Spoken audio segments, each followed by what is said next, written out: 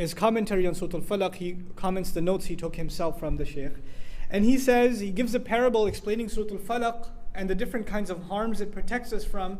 He says it's like, Allah wants us to think of ourselves like the plant that a gardener takes care of. A gardener is planting a plant in the ground, and it has different problems that it has to protect itself from. Number one, there are animals like, a goat or a lamb or something that wants to graze on that plant. It wants to chew on it. Now the goat or whatever animal it may be, or even a bug or a bird, it's not the enemy of the farmer. It's only doing that because that's in its nature. Allah created it, and part of that creation is it's going to eat a plant or it's going to chew on it. This is part of the manifestation of min sharri ma khalaq. There are things Allah created, and they can cause you damage, not because they're evil, but because that's what they do. A shark or a lion or whatever is going to do what it does.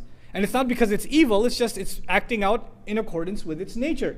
So in the way Allah created things naturally, there's the potential for you receiving harm just in the natural order of things. And so you have to ask Allah for protection from them. But that's not the only kind of protection He seeks. So He fences the plant around so the goat doesn't come by and chews it up. But the next thing is He has to plant the plant in a place where it gets plenty of sun, it gets plenty of water, it's in a good environment. And there are no obstructions, there are no things that keep it, no blockades from keeping it from the things that it needs.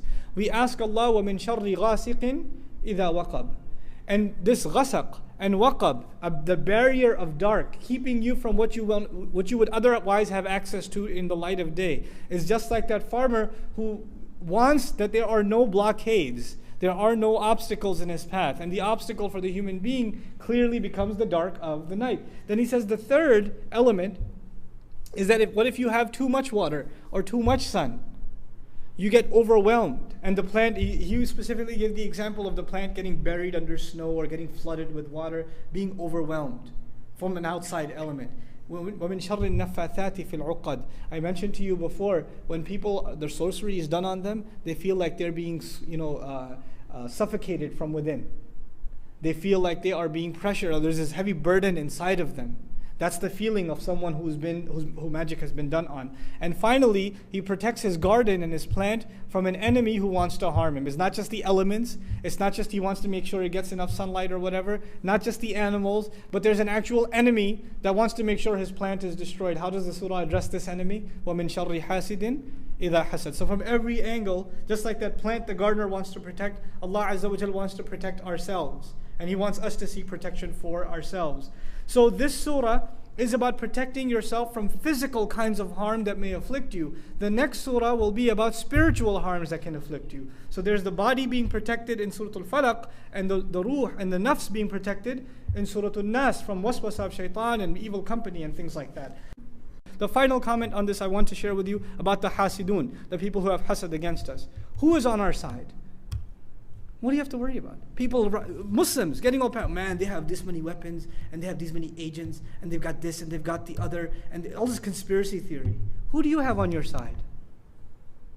قُلْ أَعُوذُ بِرَبِّ الْفَلَقِ. All the darkness on one side, and the one who tears through the darkness and brings light to you on the other side. What do you have to worry about? We have to hold on to this book and seriously believe in it. When it gives us counsel, we have to take it as counsel for us. We can't just take it as empty, just a dars and some interesting knowledge, but go back to our attitude. This is supposed to change our attitudes. It's supposed to change our attitudes.